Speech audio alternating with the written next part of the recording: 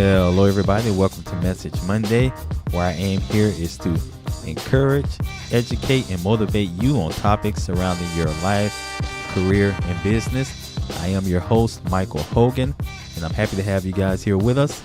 Remember to subscribe to the show. We're on iTunes, Stitcher, and Google Play. And remember, you can find the show notes for this show and other shows at messagemonday.com/podcast. So let's jump right into the show with some positive news today. We have a headline that reads, 8-year-old finds wallet with $1,700 in it and returns it to the mugging victim. So there was a young man, 8-year-old. His name was Frankie. He found the wallet and, he did the right thing. He got the wallet. He took it to his parents, and his parents were able to find the victim because there was ID in the wallet. And the victim just recently got out of the hospital because they were mugged. I guess they were fighting off the mugger, and after the attack, they lost their wallet.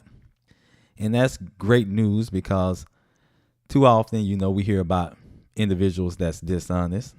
And, he's 8-year-old. I know some 38-year-olds who probably would have never returned that wallet. Or if they did, it would have probably been missing $1,200 to $1,700 in it. But here we have an 8-year-old showing us adults how we should act and how we should behave. Another headline I have that reads, dentist pays $15,000 bill for military veteran dental work. So you have a U.S. Air Force veteran. He met a dentist at the gym. The veteran, his name is David, and the dentist, his name is David as well. So I just say David and the dentist to keep things straight. So David went to go visit the dentist, and he thought it would be like a somewhat of a checkup, routine checkup. But it ended up that David needed a lot more work than he expected, and the bill came up to $15,000. So the dentist decided to just, instead of waiting for the Veterans Administration and all that paperwork, he decided to just go ahead and pay the bill for David. Again, someone displaying some generosity and just showing us how we as a people should act and behave. So going into the show, I have a question. The question I want to ask is, will you always dread your work? We're going to talk about this real briefly.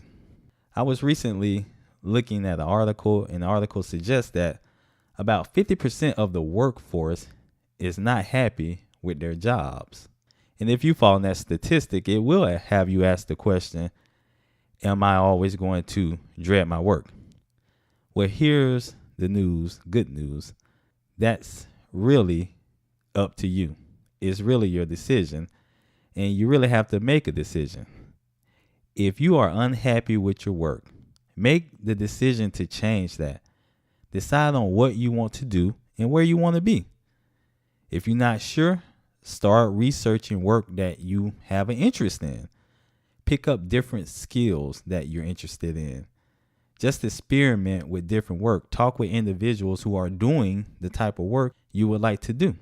But always remember, you have the ability to decide and change the type of work you're doing if the current work you're doing is making you unhappy.